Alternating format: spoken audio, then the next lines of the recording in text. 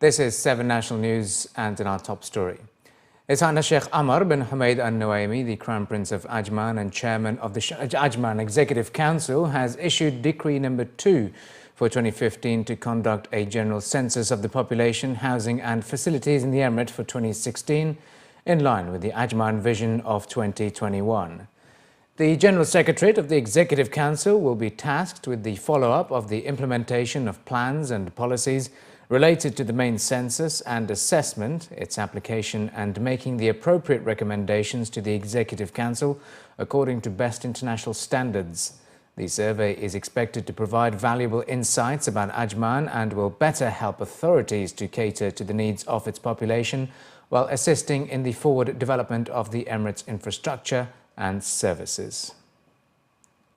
With a continuous increase in the number of metro users in Dubai, the monthly ridership is nearing 15 million, with an unprecedented 14,825,570 riders counted in the month of January alone.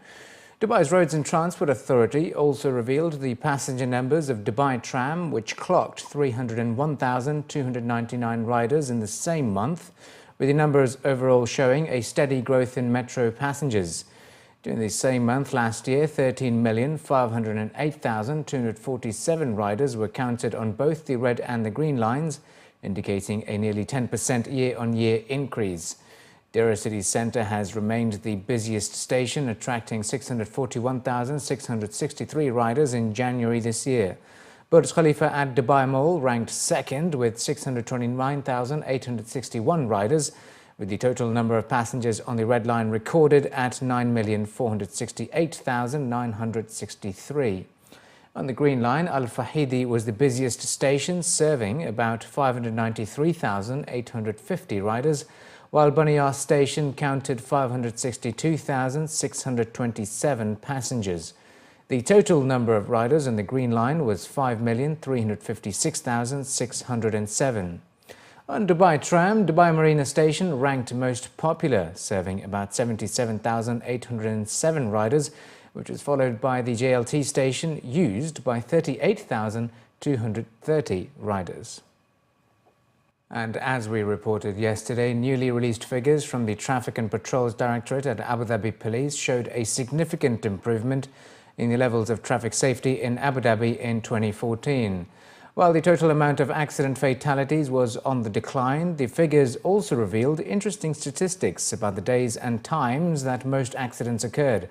Brigadier Hussein Ahmad Al-Harithi, the Director of Traffic and Patrols Directorate at Abu Dhabi Police, revealed that Sunday and Thursday are days off the week that witnessed the most traffic accidents. The total number of accidents that occurred on Thursday amounted to 17% of the total number of accidents, followed by 16% on Sunday. He also pointed out that the statistics revealed that the time of the day that witnesses the highest number of traffic accidents is between 4 p.m. and 8 p.m. Statistics also revealed that the day that witnesses the highest level of traffic violations is Wednesday, with 16% of the total number of violations committed during the week. Traffic violations increased during the period from 8 a.m. to 12 p.m. Indonesia's new president has called for a ban on Indonesian women traveling abroad to work as housemaids, according to a report citing the information from the country's state news agency. The ban would have profound implications for countries such as Saudi Arabia, the UAE and Qatar, which have large communities of expat Indonesian workers.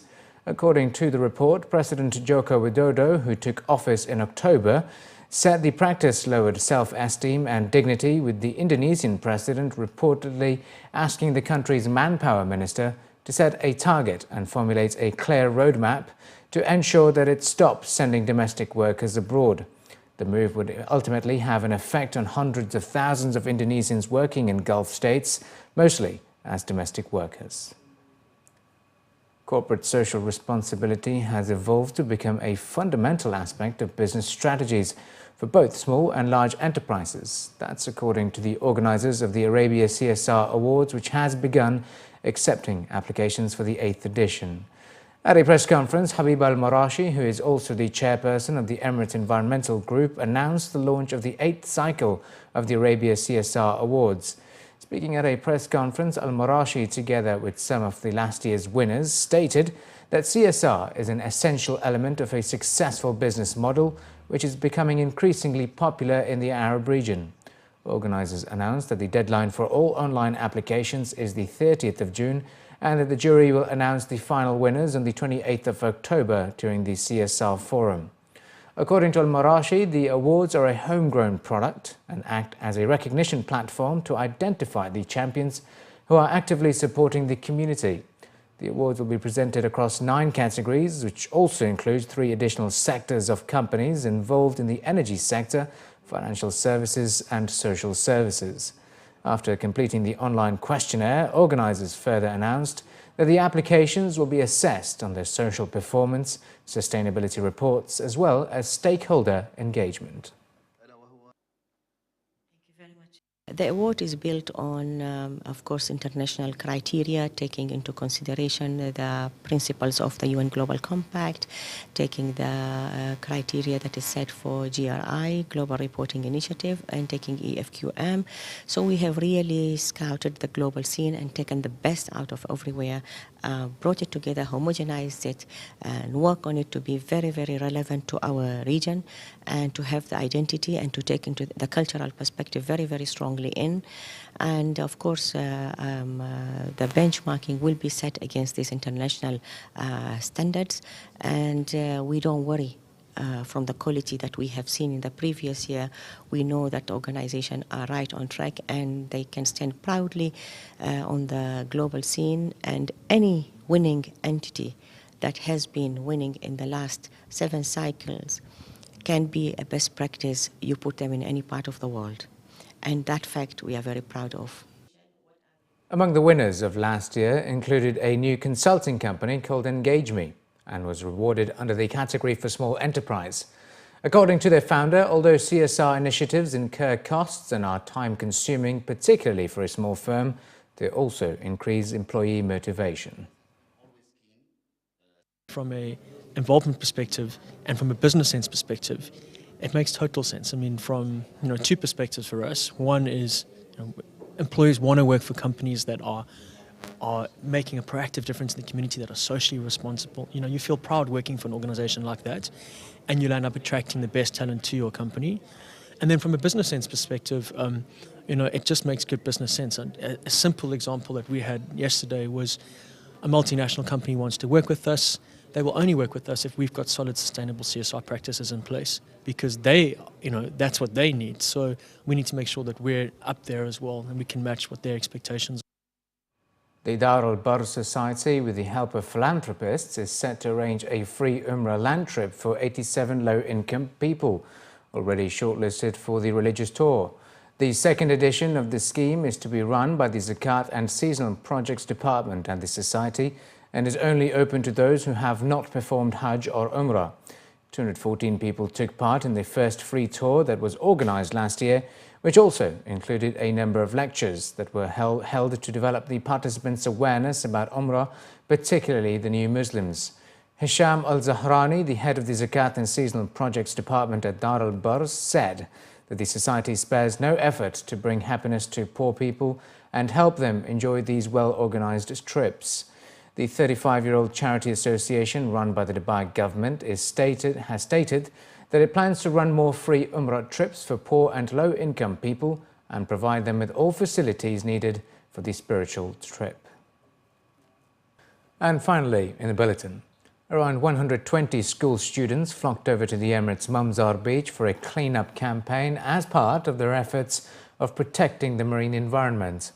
Organised by the Sharjah Museums Department, the school students showed their support for the beach clean-up campaign, which is part of the department's annual Because We Care campaign. The young community heroes collected litter from the shorelines of the beach, and their commitment was supported by divers from Sharjah Police and Sharjah Aquarium, who collected the waste from the seabeds.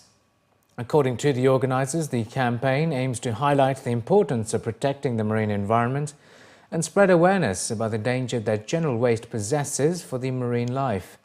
During last year's campaign, the authorities and students managed to collect 150 kilograms of waste from the area around Kalba port, And they're expecting a larger figure this year due to the popularity of the Mamzar beach among Sharjah's residents. Commenting on the campaign held today, the acting curator of Sharjah Aquarium stated that preserving the Emirates' heritage starts by protecting the marine environment, adding that education is an important part of a long-term solution. Anything we are doing now, it's part from our mission. Anything related to the community, by raising awareness, it's reflected direct. You can see it by your eyes. The country or the Emirates itself, as Sharjah, they've done all their best to keep this area as clean as possible. So it's not only the government duty, it's our duty also. The people who are using this area to keep it clean and to make sure it's not only for us, it's also for the new generation. So it's again, it's a message. I hope everybody will participate and the message will pass to the audience.